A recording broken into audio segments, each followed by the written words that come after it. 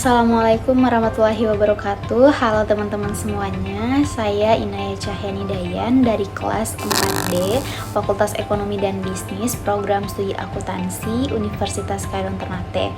Dalam pembuatan video kali ini untuk memenuhi tugas saya dalam mata kuliah metode penelitian yang diampuh oleh dosen saya, yaitu Bapak Dr. Suito SEMSI AK CSRS CSRA.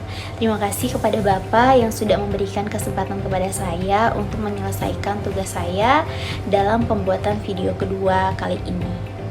Langsung saja saya ke pembahasan mengenai apa sih etnometodologi ini. Jadi, etnometodologi ini adalah studi tentang bagaimana anggota masyarakat menghasilkan dan memahami realitas sosial dalam kehidupan sehari-hari. Nah, ini berfokus pada metode dan praktik yang digunakan orang untuk membangun makna dan keteraturan dalam interaksi sosial mereka. Akar kata dari etnometodologi ini, jadi kata dari etno mengacu pada rakyat atau budaya, metode mengacu pada cara atau prosedur, lalu logi mengacu pada studi atau pengetahuan. Nah, untuk definisi etnometodologi ini, jadi etnometodologi ini dapat didefinisikan sebagai studi tentang bagaimana anggota masyarakat menghasilkan dan memahami realitas sosial melalui interaksi sehari-hari. Kajian tentang metode dan praktik yang digunakan orang untuk membangun makna dan keteraturan dalam interaksi sosial, dan cara untuk melihat bagaimana orang menggunakan akal sehat dan pengetahuan praktis untuk menyelesaikan masalah dan membuat keputusan dalam kehidupan sehari-hari. Nah, tokoh utama dari etnometodologi sendiri, jadi tokoh utama dari etnometodologi ini yang pertama ada Harold Garfinkel. Jadi Harold Garfinkel ini merupakan sosiolog Amerika yang dianggap sebagai pendiri etnometodologi. Lalu kemudian ada Aaron Kickrell. Jadi Aaron Kickrell ini merupakan sosiolog Amerika yang mengembangkan etnometodologi dan menerapkannya pada studi tentang profesi medis dan pendidikan. Lalu yang ketiga ada Lucy Suchman. Jadi Lucy Suchman ini merupakan sosiolog Amerika yang mempelajari etnometodologi dan hubungannya dengan teknologi. Lalu kemudian saya akan menjelaskan mengenai metode penelitian etnometodologi. Jadi untuk metode penelitian etnometodologi ini menggunakan berbagai metode penelitian kualitatif.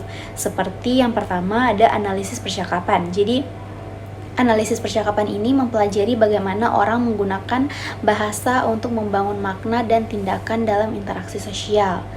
Lalu yang kedua ada observasi partisipan. Jadi observasi partisipan ini merupakan peneliti yang terlibat dalam aktivitas sehari-hari kelompok yang diteliti untuk mengamati bagaimana mereka berinteraksi dan membangun makna. Lalu yang ketiga ada analisis dokumen. Jadi analisis dokumen ini mempelajari dokumen dan teks tertulis untuk memahami bagaimana makna dan realitas sosial dikonstruksikan. Untuk contoh penerapan etnometodologi sendiri, misalnya studi tentang bagaimana orang melakukan percakapan. Ini maksudnya etnometodologi dapat digunakan untuk mempelajari bagaimana orang menggunakan bahasa untuk memulai, memelihara, dan mengakhiri percakapan. Lalu misalnya studi tentang bagaimana orang menyelesaikan pekerjaan. Nah, maksudnya etnometodologi dapat digunakan untuk mempelajari bagaimana orang menggunakan pengetahuan dan praktik informal untuk menyelesaikan tugas dalam pekerjaan mereka. Lalu selanjutnya misalnya studi tentang bagaimana orang menggunakan teknologi. Jadi etnometodologi ini dapat digunakan untuk mempelajari bagaimana orang menggunakan teknologi untuk berkomunikasi, berinteraksi, dan membangun makna. Baik, selanjutnya saya akan menjelaskan mengenai etnometodologi yang lebih luas lagi. Nah, pengertian dan konsep etnometodologi Neumann 1997 mengartikan etnometodologi sebagai keseluruhan penemuan, metode, teori suatu pandangan dunia. Nah, pandangan etnometodologi berasal dari kehidupan. Etnometodologi berusaha memaparkan realitas pada tingkatan yang melebihi sosiologi, dan ini menjadikannya berbeda banyak dari sosiologi dan psikologi. Etnometodologi memiliki batasan sebagai kajian akal sehat, yakni kajian dari observasi penciptaan yang digunakan terus-menerus dalam interaksi sosial dengan lingkungan yang sewajarnya. Nah, secara terminologi, etnometodologi ini diterjemahkan sebagai sebuah metode pengorganisasian masyarakat dengan melihat berbagai aspek kebutuhan, diantaranya pencerahan dan pemberdayaan. Etnometodologi ini bukanlah metode yang digunakan oleh peneliti untuk mengumpulkan data, melainkan menunjuk pada permasalahan apa yang akan diteliti. Nah, etnometodologi ini adalah studi tentang bagaimana individu menciptakan dan memahami kehidupan sehari-hari. Metodenya untuk mencapai kehidupan sehari-hari, etnometodologi didasarkan pada ide bahwa kegiatan sehari-hari dan interaksi sosial yang sifatnya rutin dan umum mungkin dilakukan melalui berbagai bentuk keahlian, pekerjaan praktis, dan asumsi-asumsi tertentu. Keahlian, pekerjaan praktis, dan asumsi itulah yang disebut dengan etnometodologi. Tujuan utama dari etnometodologi ini adalah untuk mempelajari bagaimana anggota masyarakat selama berlangsungnya interaksi sosial membuat sense of indexual expression. Istilahnya, indexual tidak bermakna universal, namun bergantung pada konteks. Misalnya, ia, dia, mereka.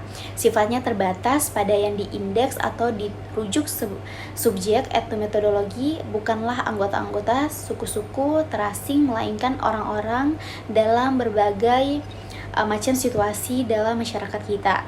Nah, etnometodologi ini berusaha memahami bagaimana orang-orang mulai melihat, menerangkan, dan menguraikan keteraturan dunia di tempat mereka hidup. Pemanfaatan mereka hidup, metode ini lebih dilatari oleh pemikiran praktis atau practical reasoning. Nah, ketimbang oleh pemanfaatan logika formal atau formal logik. Nah, etnometodologi ini diarifkan sebagai kajian mengenai pengetahuan, aneka ragam prosedur, dan pertimbangan yang dapat dimengerti oleh anggota masyarakat biasa. Nah, masyarakat seperti ini bisa mencari jalan dan bisa bertindak dalam keadaan di mana mereka bisa menemukan dirinya sendiri.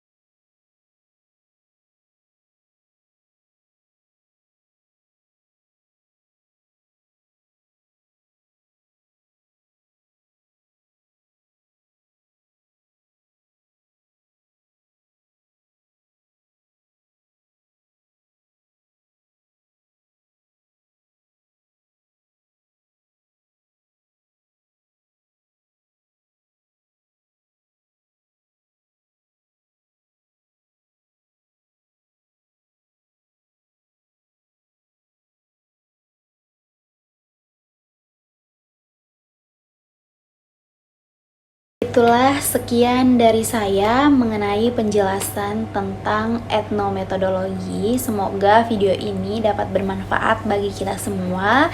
Saya mohon maaf apabila terdapat salah kata atau hal-hal yang kurang berkenan. Saya akhiri, wabillahi taufiq walhidayah. Wassalamualaikum warahmatullahi wabarakatuh. Terima kasih teman-teman semuanya.